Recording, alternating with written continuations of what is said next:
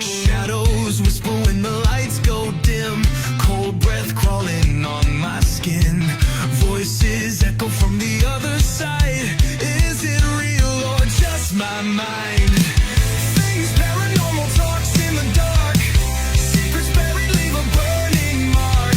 We interview the dead, we debate the unknown. Chasing shadows where the seeds are sown. Fingers tapping on a Ouija board. Broken silence like a shattered chord. Eerie hums in the dead of night. Is it truth? Hello, so this is Ryan O'Neill from Haunted Scotland. Hello, and this is Greg Stewart from Haunted Scotland. You're And listening it's to Things Paranormal Talks. Nearly got it. Nearly. You were almost there. Almost exactly. At the same time. It sounded great. It sounded great. Yeah, we couldn't do it better. Trust me. Never. Well, Well, Shane, welcome. if Thank you you. start off, I will share out, Yes. and it's your honor again. Yeah, I'm just gonna say I'm sorry because I'm not gonna talk that much because my throat is killing me. It's like I'm eating razor blades or something. Yeah. So, how are you guys doing? Good. Busy like everyone in the Yeah. paranormal field just now. Everybody's crazy busy. Yeah, I noticed. I was reading a lot of things on your Facebook page, and I was like, "Oh my God, you guys barely have time to do us." We never stop, Greg. I mean, No, what's it like? we had a meeting earlier on today, this evening, and we are just talking about just how much is coming up and how much we've been doing over the last couple of weeks. It's just been a crazy time. Yeah, it's a roller coaster.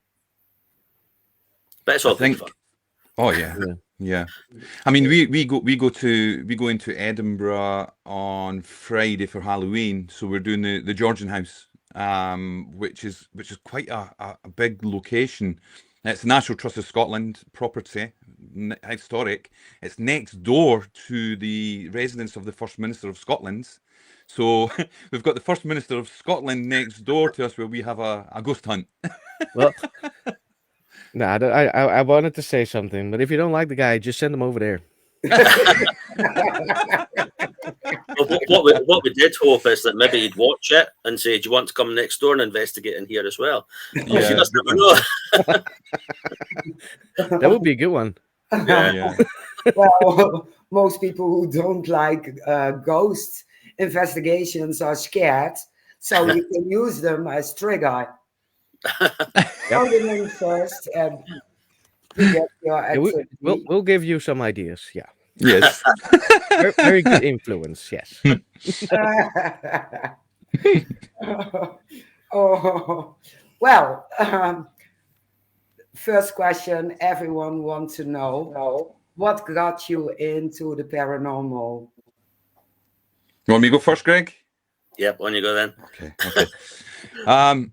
Like many people who get into paranormal investigation, it starts off with an experience. Something happens that makes you wonder what happened, and if you can find out some answers, especially as you get older.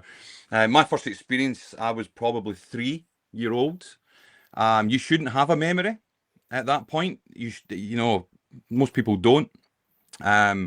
For me, I do recall being in a cot in my bed at night time. I recall seeing what I can only describe as like shadow type substance coming along the walls, which then formed above my cot. It was in a sphere, but it wasn't a perfect sphere. It was pretty much like a blob, if you like, and it was coming up and down towards me, and I was trying to hit it away. I was scared. And I remember calling out, and then my father come in, put the light on, and it just dissipated. Oh, it disappeared. Now, years later, I said to my father, I could explain exactly what the bedroom looked like. And he says, "You can't, you were too young." So I explained where the bed was. I explained, you know, a little clock, a little digital clock. I knew what was outside the window. I could describe the whole lot. I even drew an image of what it looked like. And he says, "How do you remember?" And I explained what happened. You know, something was there. He went on to tell me that there was always talk that there was something in the house. So that was probably the first experience, but you quickly forget these things. And then I moved forward to being a teenager, early teens. And this is one I tell quite often, but in a nutshell, I'd went to a friend of a friend's house. I was supposed to be at school. We were supposed to be at school that day. We didn't go. We went to we went to this, yeah, naughty. We went to this house. So the parents they were at work, and I always remember it. It was so long ago that Scotland was actually in the European Championships for football at the time. That's how long ago it was. So I remember the football being on Sky TV. We were watching some of that, and my friend went to use the bathroom upstairs.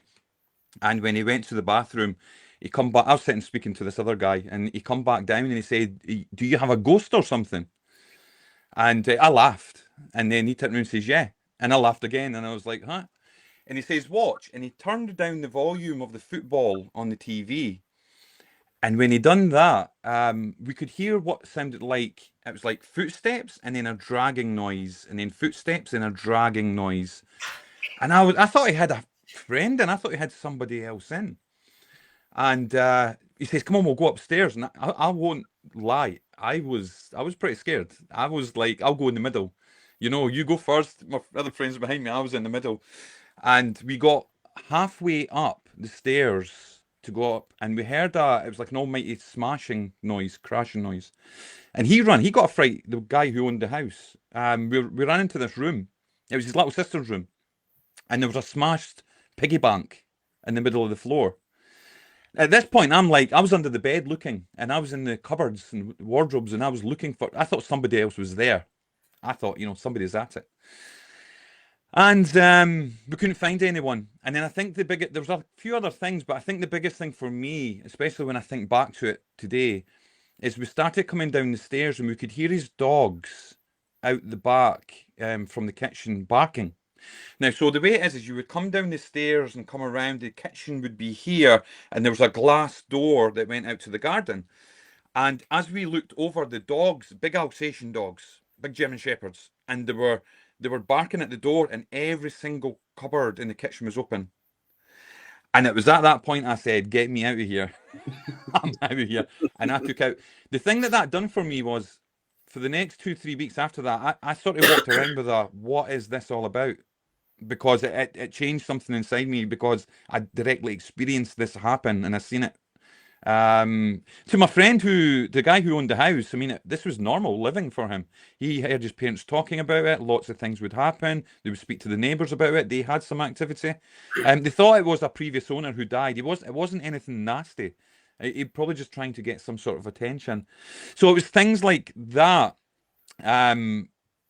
coming forward that got my interest started. But it wouldn't be until I was probably around about 25 or 26 that I took things seriously. I come into paranormal investigating at that point. And then, you know, you never ever get the exact same great experiences you get when you get these experiences. When you go into an investigation, it's usually a bit quieter. You get things, but it's not as grand as these things that open you up to start with. But that was probably the start, I would say, of my journey coming forward, to try and understand and see if I can capture anything similar. And I'll go to Greg now. I'll let Greg. Yeah, I mean, my story is slightly different. I didn't have a experience with paranormal as early as that, anyway. Mine was more, my grandfather was a gold leaf expert, so he did like gold leaf work, and it was all round about the places like Falkland Palace, the King's bedroom. He did all the gold leaf work on the ceiling in there. And he did all the chapel in Falkland Palace. So he was in very historic and very haunted locations like that. He'd be lying for hours, you know, slowly painting the gold leaf onto the ceiling. And he'd hear all the staff coming in to the room and talking. And they would talk about things that had been happening. So he started picking up these ghost stories from the staff. I used to go there on a Saturday night. I liked to stay there because my granddad he'd let me watch Billy Connolly and things like that my mum and dad wouldn't let me watch. So I got to watch the comedy. And he would tell me all these stories. So as like 10, 12-year-old, it started really igniting my enthusiasm. I also grew up in the town of St Andrews in Scotland, which it's known worldwide as the home of golf. But it's also probably the most haunted town in Scotland. It was Scotland's Rome for centuries, and the amount of history and violence, if you like, in that town is unbelievable, and obviously hauntings associated with it. So, I had my imagination lit by all these stories my granddad would tell me. I was then walking through the grounds of all these locations that I knew were haunted. When I was a teenager, all my pals were getting comics and things like that. I was getting Unexplained, the magazine, which came together into encyclopedias, which I still have and still use to this day. So that's really what ignited my interest. Obviously, later on, in my life, I got married, had children, family takes over. And then maybe sort of when I was 30, 35, I started coming back into the paranormal again. As the kids got a bit older, at that point, I could return to my passion. Wow. That are two slightly different stories. Yeah. You said the town is the most haunted in Scotland. I thought it was York or Edinburgh. Yeah, well, York's in England. Edinburgh is certainly a very haunted town. When I say, in my opinion, it's the most haunted town, I mean per head of capita. Obviously, Yeah. Edinburgh's far bigger, so it's got more ghost stories. But St Andrews is quite a small town. It's only got a population of about 12,000 people. And the actual ghost stories are squeezed into just the town centre, the old historic town. And there are so many stories. It's unbelievable. Are you going to write a book about it? I have. He has already. I've written about 5 books about St Andrews. Oh, well, people have to look it up at Amazon. I didn't know this one, so you got me. Yeah, but Well, we interview people to learn more about them. So yeah, Perfect. That's a fact. Here in the Netherlands, we were privileged to see Spooked Scotland and Spooked Ireland. Who came up with the idea? Well, it's I mean, going back, we've always shared our journey coming forward. So we would do our investigations, we would film parts of the investigation, sometimes live streaming it as well. The reason for it's funny, the reason for live streaming is a little bit different to why people think you would live stream. People think you just go live maybe to get followers or get viewers, but it's not. It's, in my opinion, if you do a EVP session when you're live, it's non-edited. It's raw. You can hear everything. So when I go to make that content, and if somebody says you edited it to sound like that, I could say go back and watch the live. Now that's slightly different now because Facebook's decided to only give you 30 days worth of your live and then pull your lives now, which is a shame because I was using that like a catalogue. So I've had to grab some of that I'll put it on YouTube or something instead. But yeah, we've always put stuff out, and certainly at the time of around, I think it was 2021, we were putting a lot of content out, and the production company come to us and said they floated an idea. Would you be interested in doing something? We want to. They sort of come to us first and said something like CSI, crime investigation, Scotland type, and we thought, yeah, we're into that. That's investigations. That sounds really, really good. So it was a long process. Obviously, at that point, it's up to the production company what they want to do. We heard the BBC were interested, Discovery Channel were interested, and we just had to wait. I'll be completely honest with you. The way that I viewed it at the time, and Greg will tell you, as I said, if something happens, something happens, and if it doesn't, it doesn't. I'm not really attached to what happens. I'm quite happy to what we're doing now. And Greg will tell you, even up to the point, the day before I went filming, I was still had that same thing where, yeah, if it happens, it happens. If it doesn't, it doesn't. you know, and I sort of went that route with it. I was very intrigued to see, you know, how much of our evidence could get on the screen, how they would put that together. Mainly because, you know, once a production company takes any kind of footage away, it's really up to them to build that from there. I could only provide what we can provide. The investigations usually it looked like it was over 1 day, and Greg will tell you this as well, but it's actually over 2 days. So you would do some work on day one, some on day two. So it was really 48 hours, sometimes 3 days worth of investigating, audio sessions, ITC work. Chris Fleming obviously doing his stuff, psychic walkarounds, doing the actual investigation was on that main day. And then they would highlight it, just like I say, just like the football. You know, instead of watching the whole match, they get the highlights and put the best together. And this is why it looks like there's lots and lots of evidence coming out, but in reality, it was such a long, drawn process.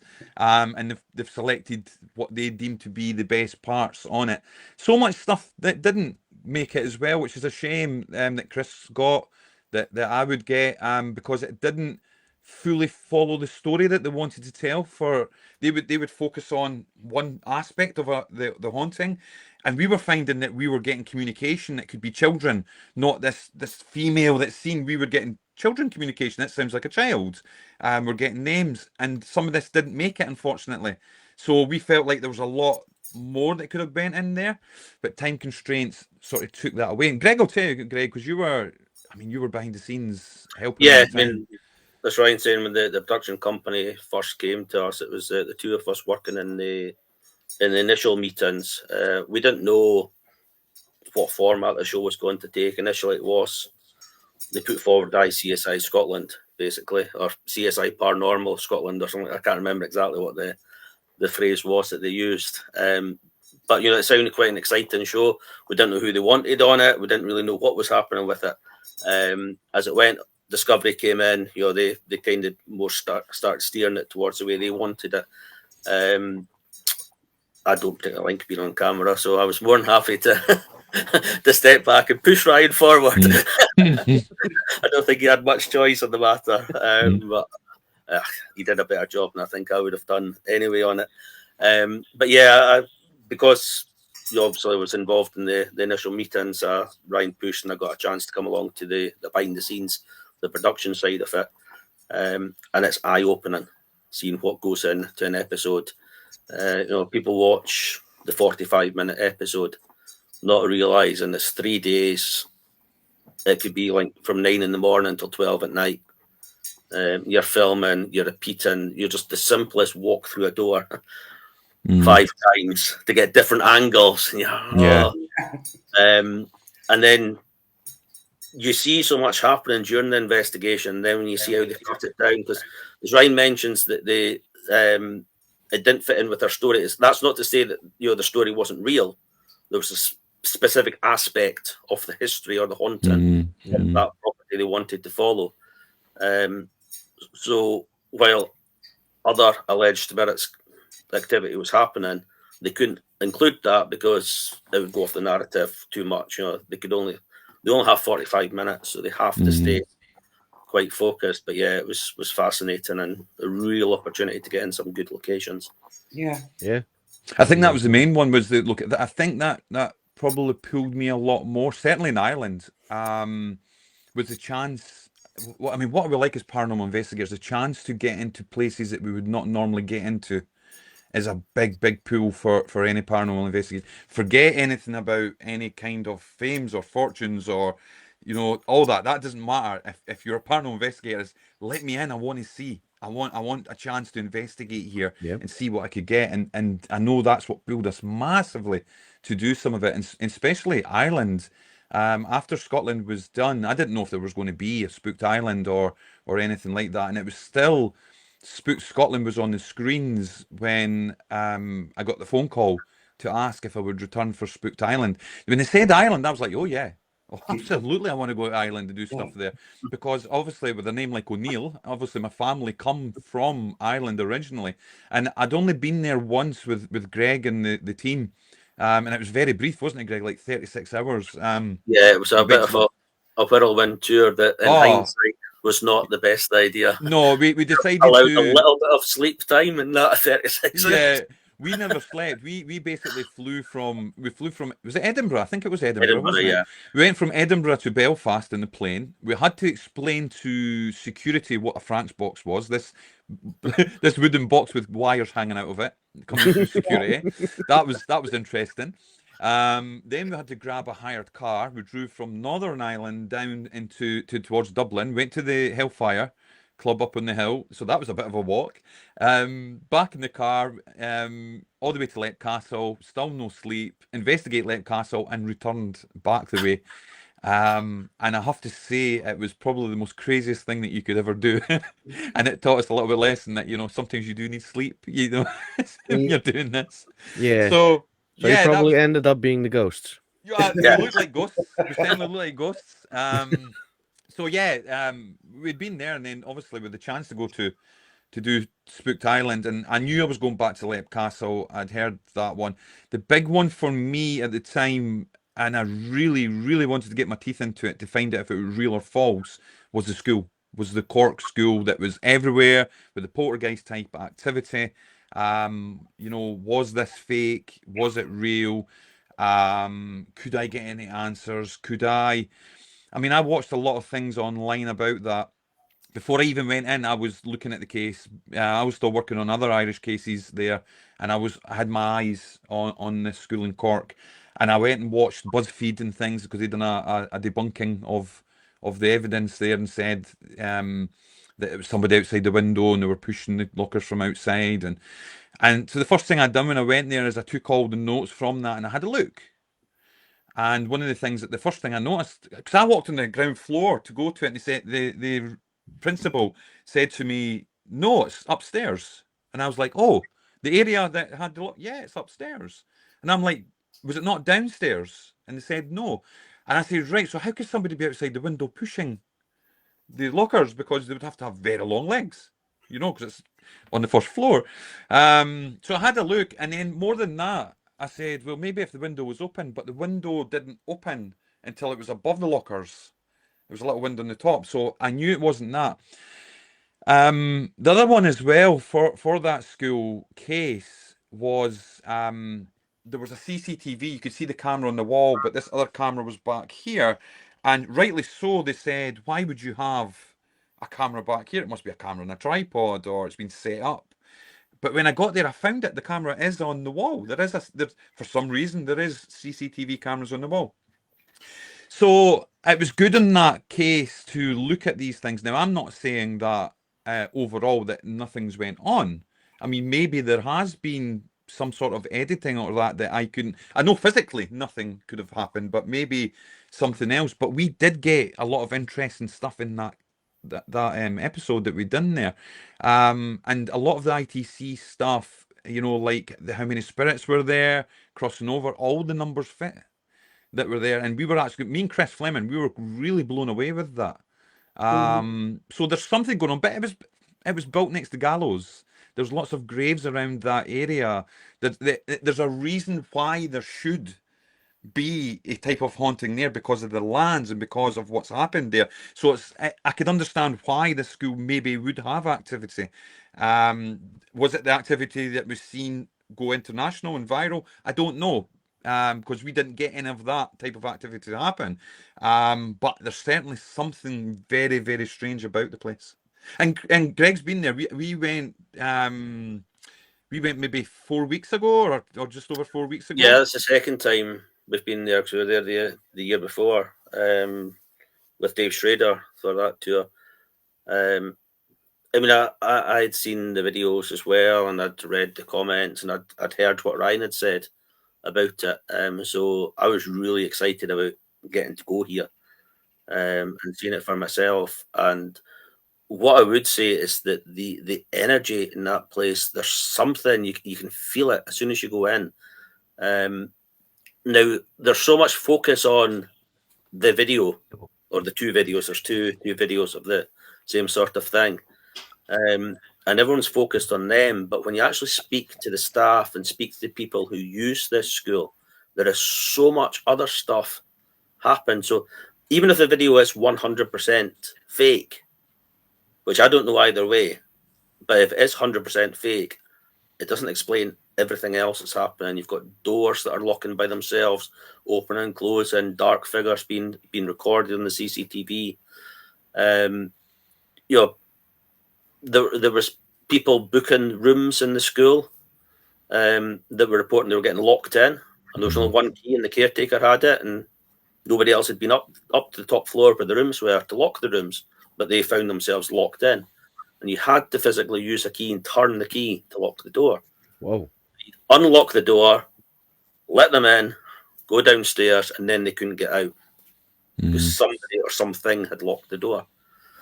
You know, these are the sort of things that when you start piling them together, plus this connection with the gallows, explain the history. There's a lot of children hung at the gallows, and then you've got a school, you know, very close by.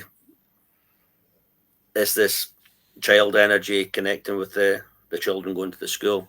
We don't know, but it's certainly a place worth investigating quite in depth. What I found really interesting with it is when we went in when Dave Schrader was there, which was last year, there was a Cork paranormal investigation team who were getting access after we left, and they were going to do an all-night investigation there. And so I had a little check a week or two later to see if they got anything.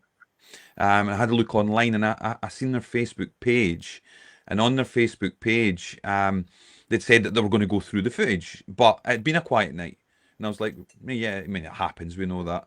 And I says that's quite interesting, but I think it was many weeks later. They put a video up on their YouTube, and they actually commented on my Cork video and said, go and have a look. When we reviewed the video footage of a locked off camcorder in the top, we could see a figure coming in at the end of the corridor and going back out again. And I had a look, and yes, there is a figure comes. It's very, very clear. It comes in and it goes back by walking backwards.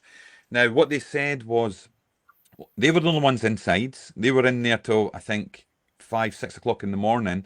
The cleaners didn't come to early in the morning, but not at that point. In order to get in, they would have to come in a specific door and area that they would see them coming into school. So when you come into school, there's big gates, all the fences all the way around it, and there's one car park you come in with big massive gates. And I'm assuming what he means is, yeah, you would have to see them coming in there. Yeah. You would see a car come in, you would see people walking in. There was nobody else inside the school. And there's this, what looks like a man figure walking in, and it just looks, and then it goes back out again. And they say it was none of them. They were not up on that level at all. And it's been captured on their locked off camcorder, which I thought was great, because I could sense from their initial posting that they were quite open-minded skeptics. So they were wanting the truth. It wasn't a case of, we're going to go in there and we're going to find ghosts, or even go in there and overly debunk. But they went in there and said, right, let's see what happens. If we catch something, we catch it. My initial thought on them was that very level-headed, didn't get anything, but we'll see what we've got in the footage. They've looked at the footage, and then there you go, you have it. And just to pick up on the comment Lisa's put up about the door off its hinges in the comments there. The day after we were there, the headmaster of the school sent me an image over Twitter, over X, to my private messages. And it was the big fire door that is on the stairs was off its hinges and lying against the stairs. Now, these doors are really, really heavy. Yeah. And I'm like, how could you possibly, I'll try and find the image and share it later, but how could you possibly have that off the hinges? So he sent that to me. I think he sent it to Chris Fleming as well, to show him. And we were just like, wow. So yeah, what's going on in that school, I have no idea. If it's somebody playing a prank, I just don't understand what they're getting from it. You know, the original report come out around about 2017. Nobody's made any money. Nobody's got anything out of it. It's a school. I mean, it's a school, a learning place for the school. It's not like it's a place where, you know, they're trying to sell tours or, you know, anything else to make money or fame or fortune. It's a school. And the school is still functional. It's still functional, Oh, fully yes, yeah. functional, with pupils. When we were there, we went, like I said a few weeks ago, Chris Fleming was doing a tour of Ireland, and he was doing all the spooked island locations that we went around. And so we went back. He says, "You come into the school?" We said, "Yeah, we'll come down." And we spent a couple of hours there, and it was still, we could only spend a couple of hours because it was busy. There was like after school clubs going on. It was really just buzzing, and we had this little part of the school because we thought we're not going to be able to do any audio or anything here. So busy here, but it was okay. We did manage to get some Estes going, and we did some ITC stuff, and it was fine. But yeah, the place is like a hotbed of activity, even just for the physical. Never mind the non-physical Yeah. around there. But then I'm wondering, is it because children are fully open if it comes to that, Mhm, the mhm. paranormal? Isn't there any reports of children going around saying we saw something, we felt something? There is. Yeah, Yeah, yeah, yeah. There is. I think when I filmed Spooked Islands, because a lot of times you could be sitting in the area where they've got the food resting and waiting until you get a shout. And when I was in there, the headmaster was there. I think it was a caretaker was there, and there was two ex-pupils that were there, and I got speaking to them, and the pupils were telling me, yeah, the whole school knows. All the pupils talk about it, about not wanting to go to certain areas, certain it's always toilets, isn't it? Certain toilets. They didn't want to go to the noises like footsteps in the attic area. And there's all these kinds of stories surfacing. So they're very much aware that there's something going on.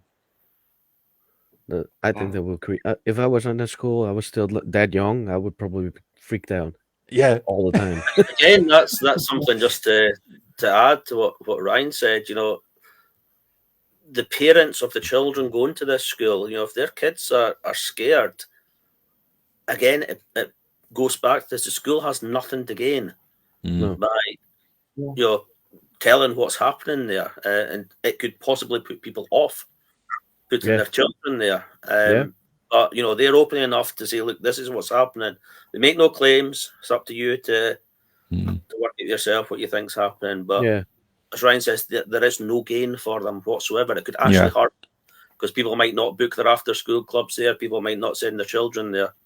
Yeah. So why would they do it if it wasn't actually happening? Yeah. Exactly. And why is somebody not taking credit for duping the world's press to all these news reports and the CCTV that's put out? Surely somebody wants to take credit somewhere and say, "Yo, it was me that did it, and this is how we did it, and we'll show you."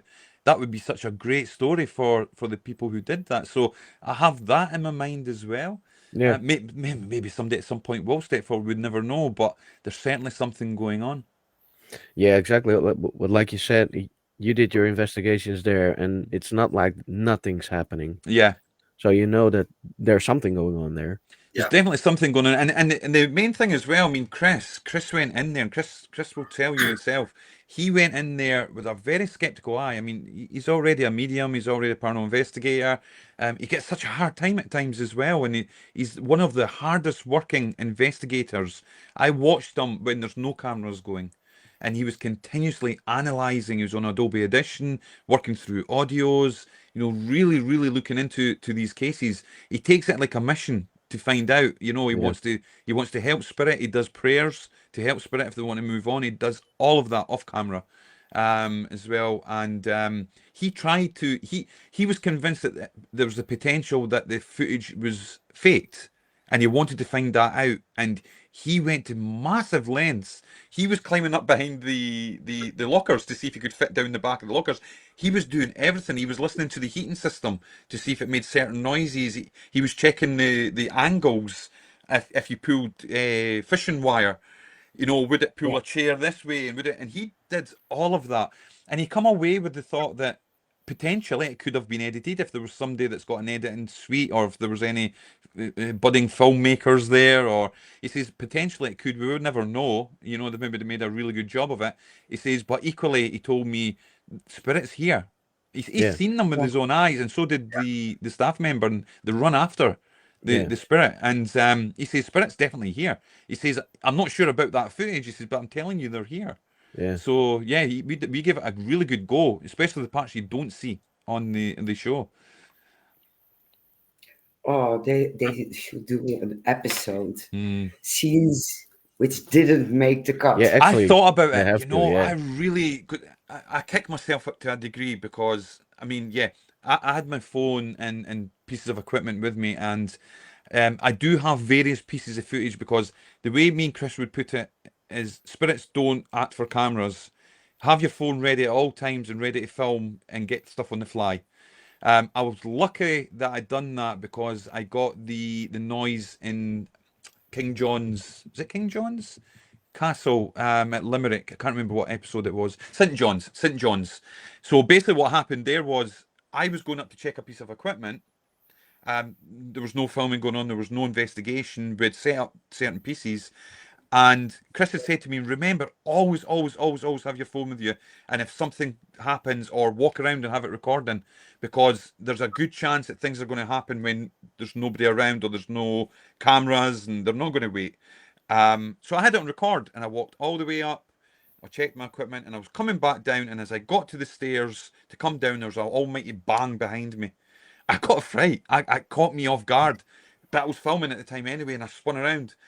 I tried to bounce about on the stairs. I was like, is it maybe the pressure of me coming down the stairs and I've caused it? And I couldn't replicate it. And I filmed this whole thing. And then I went down to the production and I said, look, have a look at this. And I showed them and they were just looking at me as if to say, what the fuck? You know, there's no camera. I was like, yeah, but I've got it here. And we went up and had a look, and they said, "Oh, could you send us a copy of that?" And I was like, "Absolutely." I says, "We're here to try and find out what's going on, and that's just happened." I says, "But even more so, we really, really need to be recording every aspect when we're on location, regardless if we're investigating, regardless if we're filming or doing it, even if we're eating food. We have to be ready at all points to go because." If there's spirit activity happening here, it's not going to wait for us. It's going to do it whenever. Probably when we're not filming, it's going to do it. Because that's what Exactly. I've always Yes. found in investigations. Yep. Always, Yep. always. Usually, Yep. usually they act like men. Yeah. Yeah. When Absolutely. you start taking a break and having fun amongst each other, they will start having fun with you. It's now Yeah. become a standard thing. If we're investigating someplace, once we've finished, we'll switch the camera off and everything will go, okay, spirits, in you come. Yeah. Yeah. Party When time. it will happen. I've got a story Yeah. about that was it was so funny. I'm going way back to around about 2005, and it was the early days of Scottish Paranormal. And we were doing Mary King's Close in Edinburgh, so it's undergrounds. And we used to, I was extremely lucky we had access to there for doing our own private investigations. And so we had access from something like 10 p.m. till 3 a.m. after they'd done their last tours of the day. And we went down, and it was very basic equipment back then. This was before all the spirit boxes and everything else that we've got, or any kind of apps or software or stuff. You know, it was basically beam alarms, a recorder to record, a camcorder, and your trigger object set up, and that would be your most that you would have probably. But we were doing our stuff, and we went through the whole night rotating around Mary King's Close. A couple of interesting things going on, and we had one guy with us, and he was a skeptic. He just he was a Richard Dawkins fan. He was really into that side of nope. There's, everything can be explained, which was fine. And it was funny because his partner, he was a really nice guy. His partner, Rachel, she was a sensitive, so she was open to spirit. So she was open to spirit, and he was very much closed to anything being there. And we'd finished off, and it was down in the bottom of the close at what's called Chesney's house, and we were down there, and we'd put everything off. Cameras were off, and there was 5 of us only there, and we were all in this one area. And we said, right, okay, I suppose that's us finished. And at that, we heard very, very clear footsteps next door on the wooden floor coming towards us, getting louder and louder. And we thought it was a staff member coming down to say, time's up, guys. So we all done this to look, and there was nobody there. And you know what the thing is? I'm excited, I'm buzzing, and so's others. And I looked at Mike, the skeptic. His face was white. He just stood there, and I couldn't help it. I looked and I said, "Believe in ghosts now." And he just like, I have no explanation for that. Didn't say believe in ghosts though. I have no explanation for that. But that just highlighted to me, when you stop and everything goes off, and if they're ready, they'll say, "Right, our time." Yeah. Yeah, exactly. I had the same thing. We were filming at a location, and a friend of mine saw a shadow figure, and we came to a point we had to eat something and to drink something. So we put everything down, went to the spot to eat, and I heard, "Hey, psst, Mm. Mary," clear as Yeah. day. Yeah. Nothing filmed, nothing on audio, It happened. nothing. It happened to Greg. Greg, when we were Yeah, down at the Ancient Castle Ramen. Mingus. No, Castle Ancient Mingus. Ramen. Oh yeah, Ancient Ramen as well. We were down there with a couple of team members, and we were doing a walk round, just to familiarise ourselves with it. And the way the layout is you come up the stairs. There's a room on one side that's called the witch's room, and then there's a corridor that comes down, and then there's the bishop's room. So I'd come up the stairs first. Ryan was behind me, and I continued down the corridor. And just as I went into the bishop's room, somebody spoke in my ear. I thought it was Ryan, but I couldn't quite make out what it was. So I turned round to ask him what he'd said, and he was still way down the bottom of the corridor. So that was quite an interesting one. But at Castle Mingus, while we were filming for Spooked Scotland, it was during the break. They were away filming. Now, while filming was taking place, I sat elsewhere because obviously I didn't want to cause any sound disturbance or anything else. So anyone that wasn't filming sat elsewhere, and I was sitting completely on my own in the small cafe area in the Victorian wing. I was just minding my own business. I'd literally just come in and sat down, and a female voice just said, "Well, hello there." There's nobody here. Not just there's nobody here, there's no females in the castle, full stop. It was only males that were there that night. So I'm still a wee bit, what's going on here? And then I heard somebody walking about upstairs. Clear as day, just footsteps moving about. But right, that's them finished filming. So when they come downstairs, I'll ask them. And I sat. Nobody came downstairs. About 10 minutes later, they came down. I said to Ryan, told him what had happened. I said, I'd heard you coming. I don't know why it took you so long to get down. He goes, we were filming in the main castle tower house. We weren't upstairs. The tower house is a completely separate wing from where I was. So I asked the castle manager, were you upstairs? No. So there's nobody upstairs, but there's footsteps, there's furniture getting moved.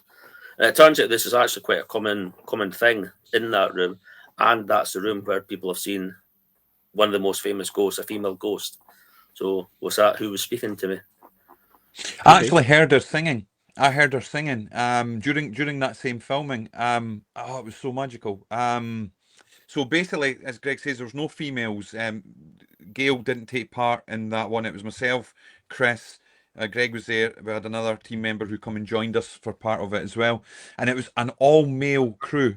You know, the cameraman, the sound guy, the director that was there. No females whatsoever. No females connected to the castle. You've only got Scott who manages the castle there. And we were up, I think we were in the pink room at the time. And we were investigating, the camera guys were there. And as we were standing there, all I hear is, and I'm like, so I'm looking at the guys with the camera. I'm saying, there's a female singing. Yeah. I said, there's no females in the castle. Are you recording? No. See, if it was us, we would have our camcorders or we would have stuff and we would be grabbing it. And I ran through to where I thought it was coming from, a little room that was off that hallway. And it's funny too because I run into this room and it's just darkness. You know that thing you run into the room to look where it's coming from. I'm just met with darkness and I'm standing there thinking, I'm just standing here in the dark and I can't see anything in front of me and there could be anybody there. But I didn't see anything. I didn't hear it. It stopped. And I said to Chris, did you hear it? And Chris says, yeah, I heard it. And I was like, he's like, maybe the sound guy got it, but we never ever found out if he captured it. We didn't, because we didn't get access to those audio files. We may have it on because it was our DVR system that we used for that. So we may have it on there. I'm still trying to find it. I've been trying to comb through parts to find exactly where it is and if we've got it. Because I just think it's one of the most strongest pieces of evidence if I can get that. But no females there. There's a female singing, and the main spirit that's seen there is a female. And I just we're in there doing an investigation, and they're trying to capture stuff on camera to get, and to miss it completely, it just blows my mind. So as much as you'll have some people saying, you know, yeah, when you're filming, these TV people film and they get all this activity. No, we're missing activity. We're not getting all that activity. We're missing activity because people are in your way, you know, and it's quite restrictive, and you're trying to do your thing, and Yeah. it can be really difficult for that angle. So, and I've just probably missed the best evidence we can get. The same female, most likely that Greg has heard. She's been Yeah. making her way through the castle, I trying think to to put speak that to in us. perspective a little bit is, again, just to emphasize how real it was. Hmm. The sound guy probably thought nothing of it. He just thought, oh, there's somebody singing. It wasn't until Ryan pointed out, did you hear that? Yeah, there's no females here. I went, oh, yeah, maybe I should be recording it. But it's so real at the time, it doesn't click that it might be paranormal. Mm. You know, it happens, and it's not till you think about it, like, oh, there's no women here. Why? Who's that? Yeah. These are the moments when it's that real that, you know, you actually think it is real. Yeah. Absolutely. Elizabeth is saying, remember last time I was at Menzies and 3 of us heard singing real time, but it wasn't on any recorder. And it's just weird for that. And yeah, Elizabeth, she comes along to some of the investigations and other people, so they've experienced some of this activity happening. And to hear it, I mean, that's quite the opposite to an EVP, isn't it? To actually hear it and not record it, rather than record it and not hear it the other way around. And it just shows we don't understand exactly how this works, Yeah. or what the reasons are. A big thing for me on that point of view, we've got many pieces of equipment, and you could read many different viewpoints and articles on what works, what doesn't work, you know, why you should use this and you shouldn't use that, what's a false positive, what's audio pareidolia, confirmation bias, and I find it quite interesting. I mean, I've been an investigator for 21 years, and I've been through all different kinds of phases to the way that I look at it. I've been overly skeptical at some points. I've been a believer at other points. I've been impartial where I am just now and ready to move with the evidence. And I completely understand the viewpoints of, you read really good articles online and they'll explain to you why it's natural and rational and it's not paranormal, and you'll adopt that. You'll say, yeah, that makes sense. So, and you'll tell people, yeah, don't use a DR60 because it's just the internal workings of a DR60, and you'll do that. But the biggest thing that changed me, and it was around about 15 years ago, I used to listen to a lot of people because you've got a lot of great colleagues and I respect everybody and all their viewpoints. But I come to a conclusion that I'm never ever going to know what works and what doesn't work unless I use it. So I need to use it. I need to take the time and filter out all the background noise and all these amazing people we know, and find out for myself, because that's what happened when I had my paranormal experiences. It happened to me. Didn't happen to somebody writing an article. Didn't happen to a scientist. Didn't happen to anybody else. It happened to me. So maybe if I try and use the equipment that some people claim work, some people claim doesn't work, maybe I'll get results. At the very least, I'll be able to say, yeah, it doesn't work for me. You know, it might work for somebody, but it doesn't work for me. Or I'll be able to say, wow, it does work for me. So that was me 15 years ago. One of the ones was the Frank's box. It's a broken radio. Yes, it's very prone to false positives because radio is coming through in fragments. I believed that that's all it was, that it didn't work for spirit, until I used one and tried it and tested it for myself. The same for the DR60. And where I'm going with this one is, in talking about audio, is I read a lot of things about it's the internal workings, or it's radio, stray radio waves coming through, all these different things. It's just a low quality recorder. Don't use it. I used it and got results coming through, but more so, we put it in a Faraday cage to try it to take it away. We put it into a deep railway tunnel, which we couldn't get a radio signal from. We done multiple recordings in a row to see if we could get the same sounding voice if it was internal workings inside, because you would get, you know, if it's internal workings, you would get what would sound like the same voice coming through all the time. We didn't get that. Yeah. So we tried that as well. But more so, I've got a friend who, he was a paranormal investigator. He's away doing other things now. He had 10 or 15 DR6s back in the day before they become popular. He was buying them from Germany and from over your way and from all over Europe, and he was getting them everywhere. And he was I think getting he them paid for, £1 for one, did oh, he he not? was getting them for €1. €1 from Germany, he bought a DR60 for. It was before they were on YouTube video channels and TV shows and all this kind of stuff.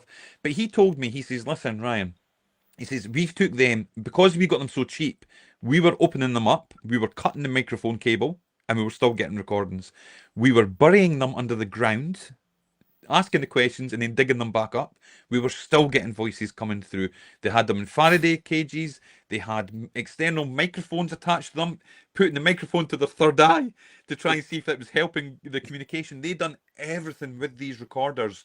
And he said, there's something going on. There is false positives. You're getting it in everything, but there is something going on.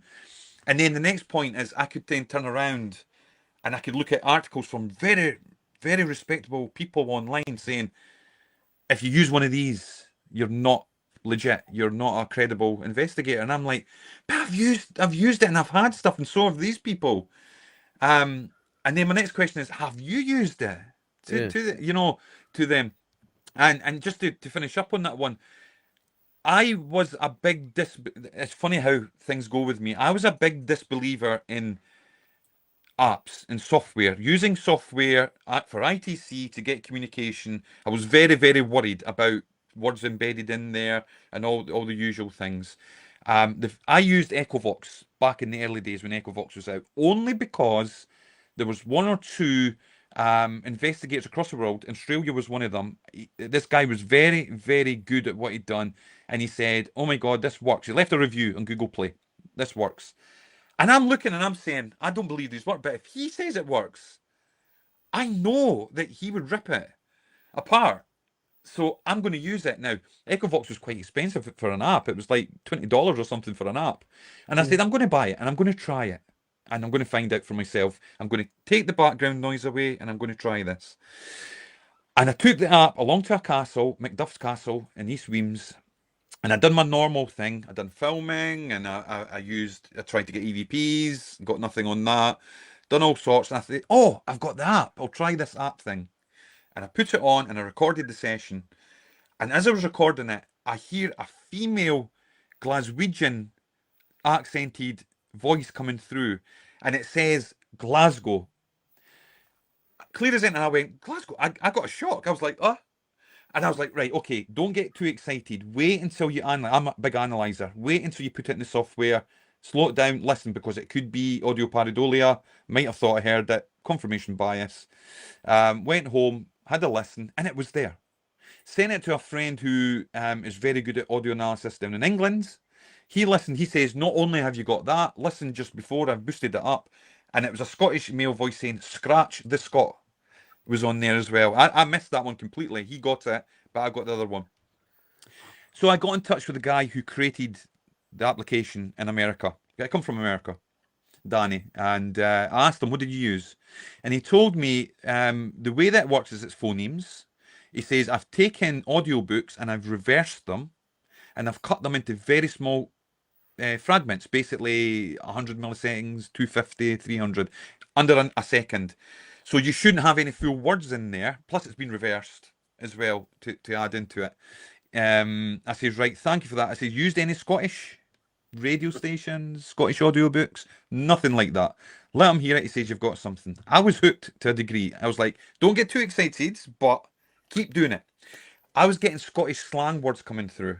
I was getting things relevant to a location name, to the history of the location coming through.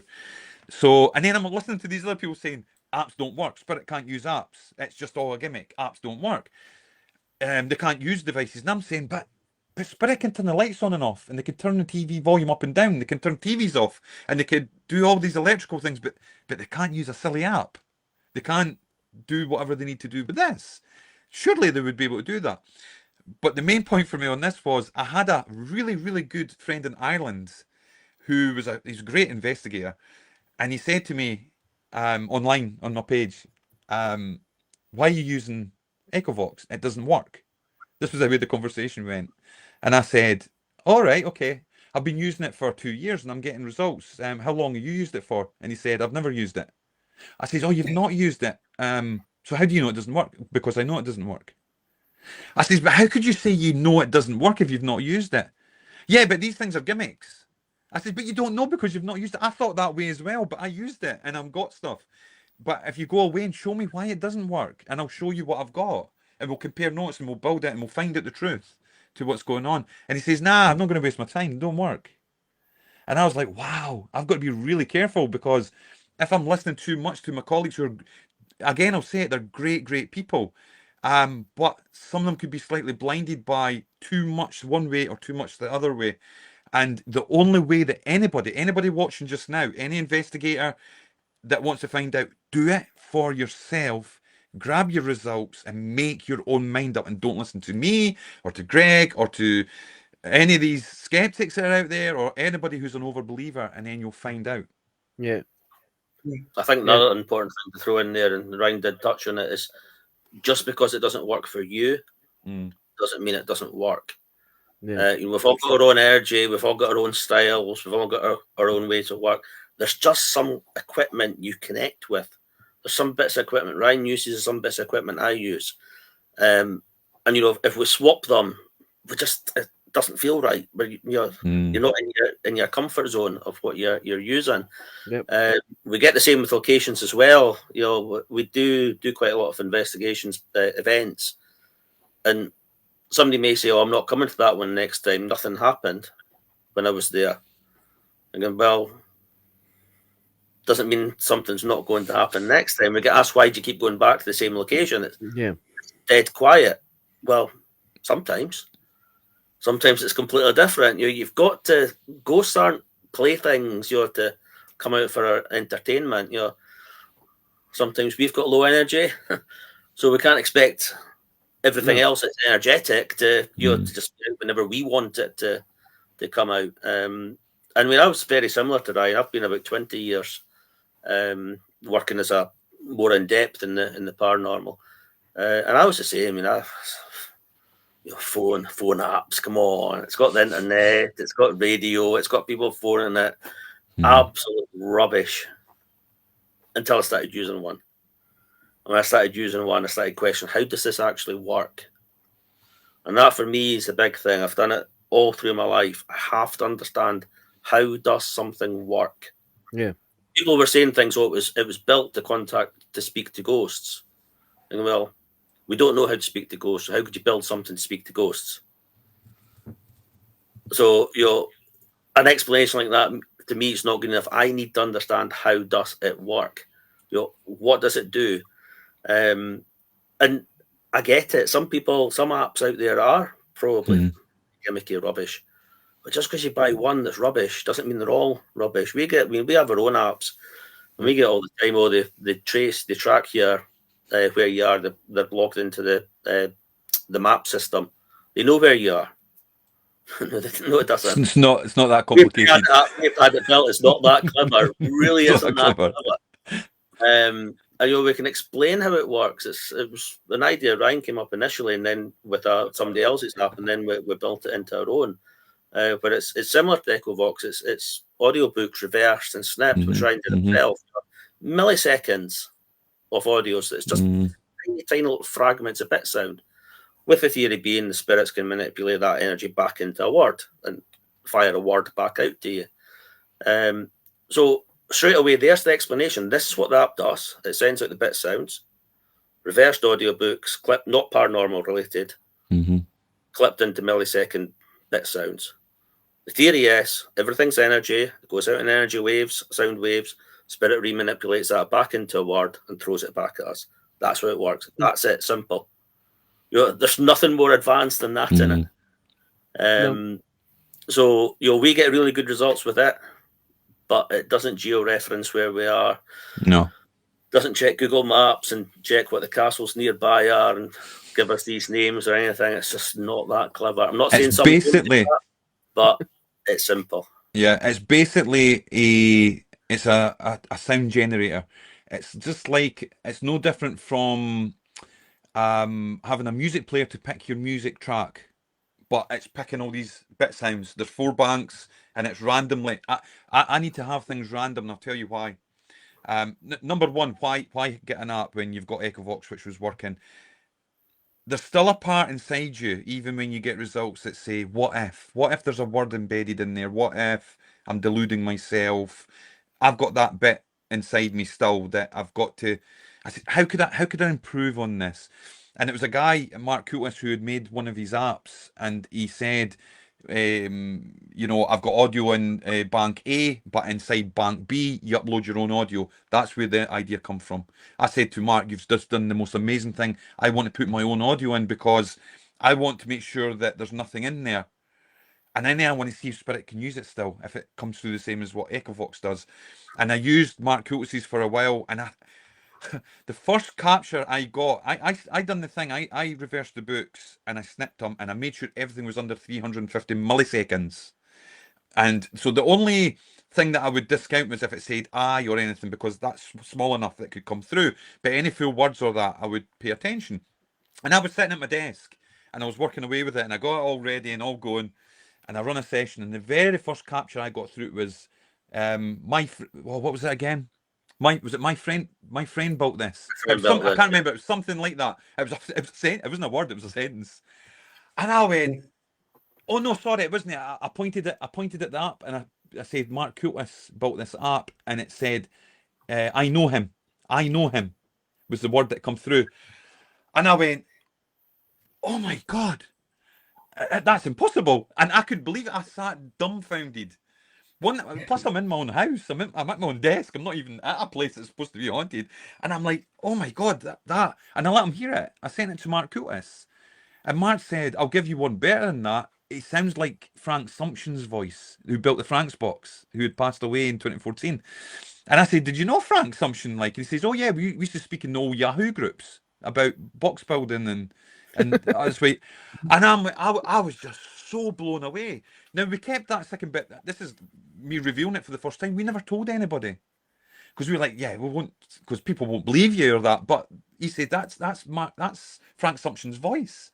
He says, oh my God. So we sat and spoke back and forward about this, and I says, well, it certainly phonemes work. And it was maybe within the year.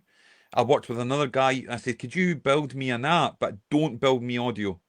I just want the 4 banks. I want the sliders so you can make it faster or slower. I want them to be random. I don't want anything else in it. Nothing else, just a sound generator. And I'm going to put in these phonemes, I'm going to put thousands and thousands and thousands of these in.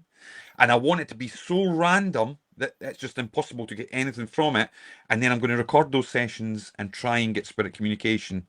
So that's what I did.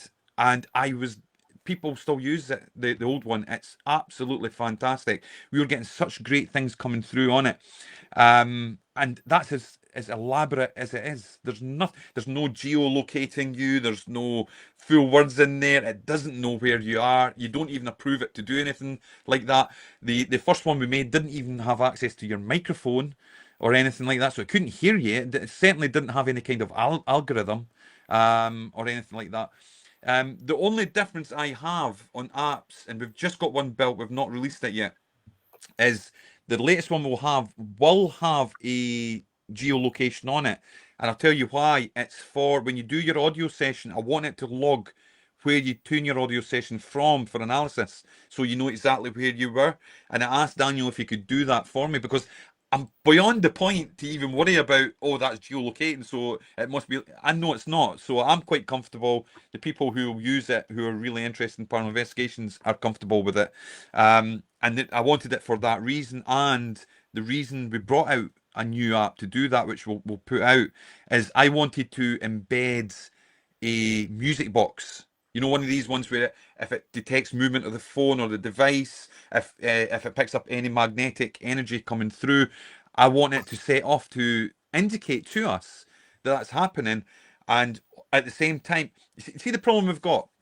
You've got certain applications like these ones that move like the music boxes. They're great. You could use them, but you've got to turn that off to then turn on an ITC app. To then turn, or you have to have multiple phones and devices. So I says, I want it in the same one. Can we put the music box inside?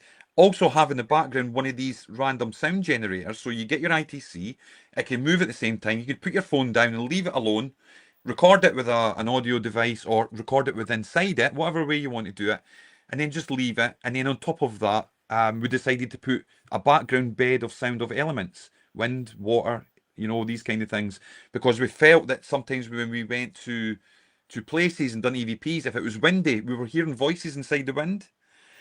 Really, really difficult to analyze, but we heard them, and I'm like, wow, there's voices there. It's like Spirit are using the sound waves in some way to communicate. So I wanted to try that out as an elements angle where you could just put the elements on, no phonemes, or you can turn them off and just have the phonemes on, or you could just have the music box, or you put them all on and record the whole thing. So that's the only slight deviation we've made, and we'll put it out and we'll test it.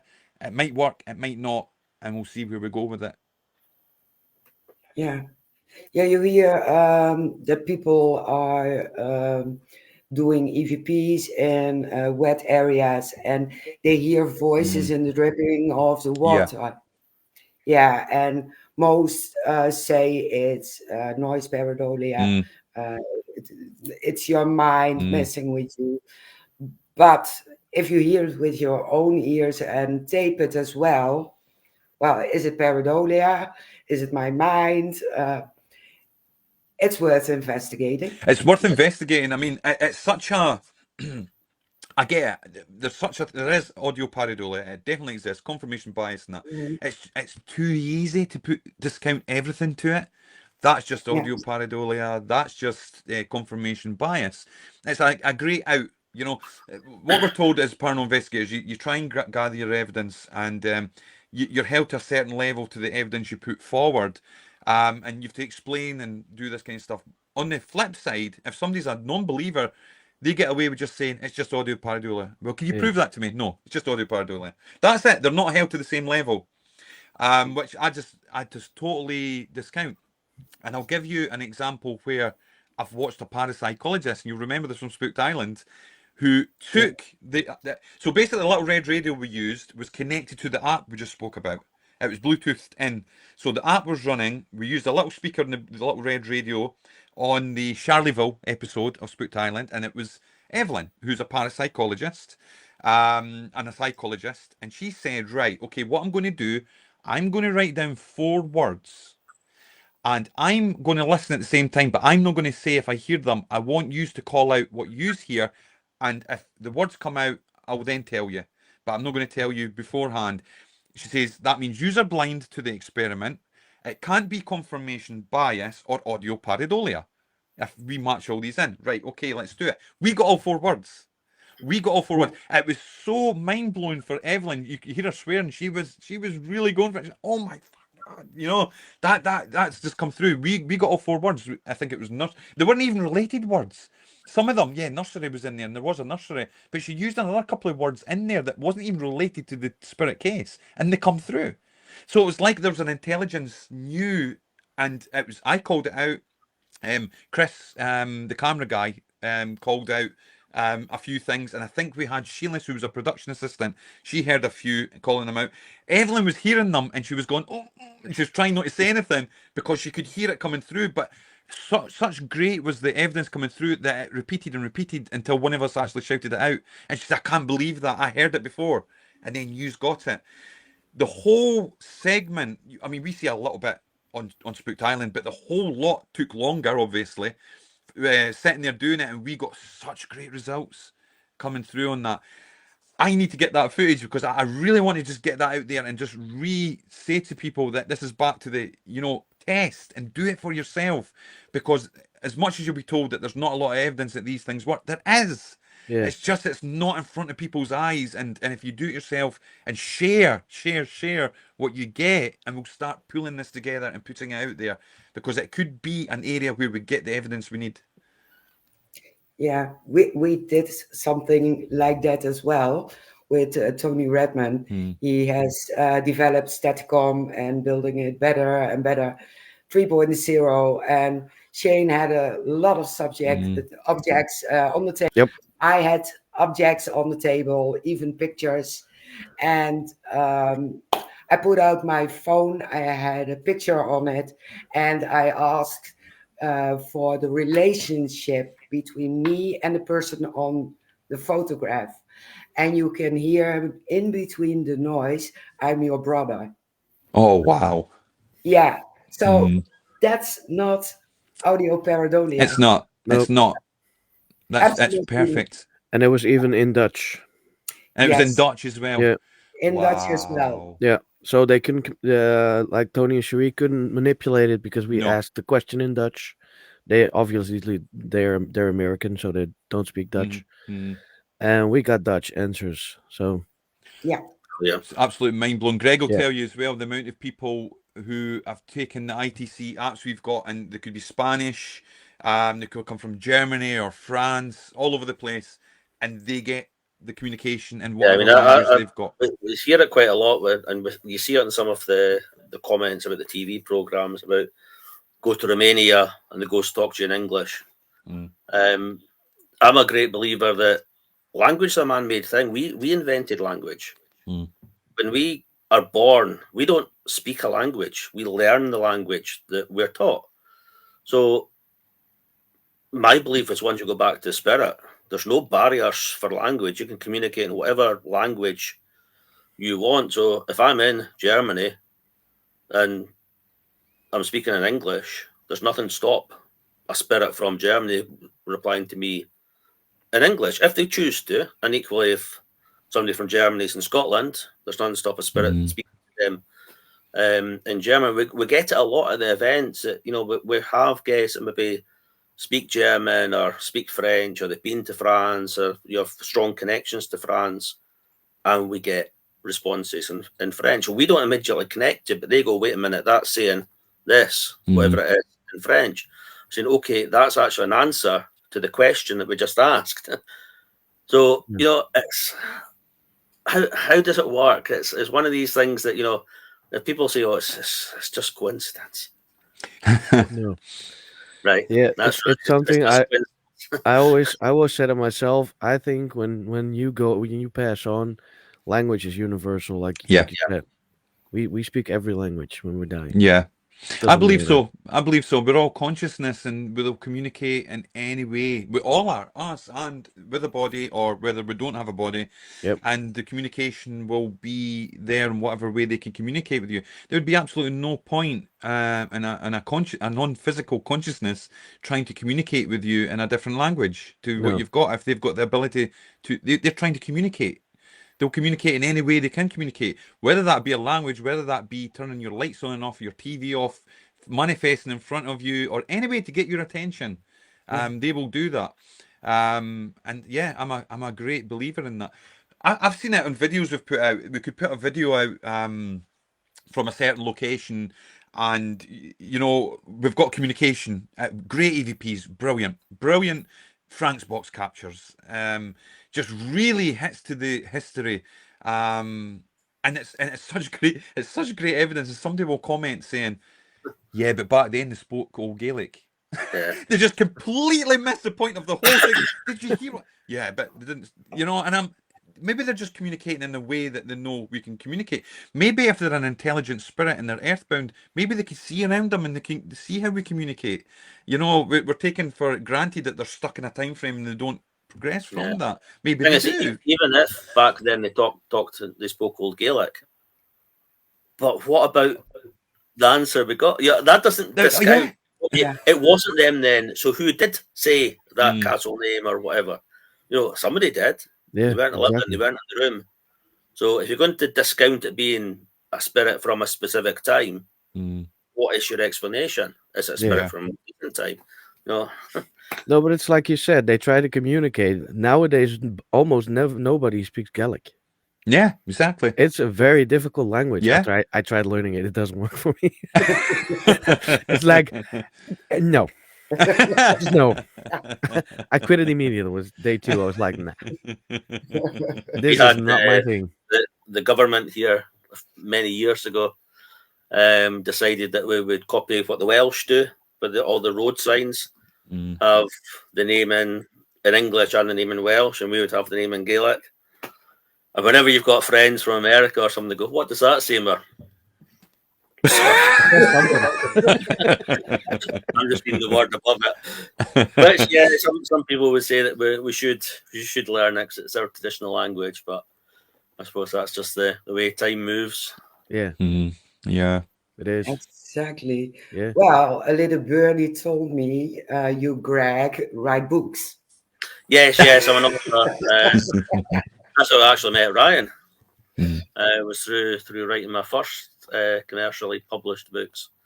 Yeah, I'm writing books 21 and 22 at the moment, which is quite time consuming to say the least. But what I did, I started writing paranormal related books. I did it myself. I was going out. I was getting back into the paranormal. I was visiting a lot of locations, and I always would keep a note afterwards, just for my own records, where I was, what happened, if anything. I thought, wait a minute, I've got lots of these. This at the time Amazon was introducing their self-publishing on the Kindle. I thought, I wonder if I could put them together. I've always had this ambition to write a book. So I thought, I'll put some together and just see. And actually, the first one did really, really well. It's still my bestseller to this day. It still outsells every year. It outsells all the other books put together. And if I look at it today, it's pretty rubbish. I look at it and think I could write that so much better now. And I keep thinking I should rewrite it. And think, no, don't change it. It's still, people like it the way it is. Just leave it. But I did 3 of these books. This is where the Haunted Explorer came in. The name that I tend to go by online and things.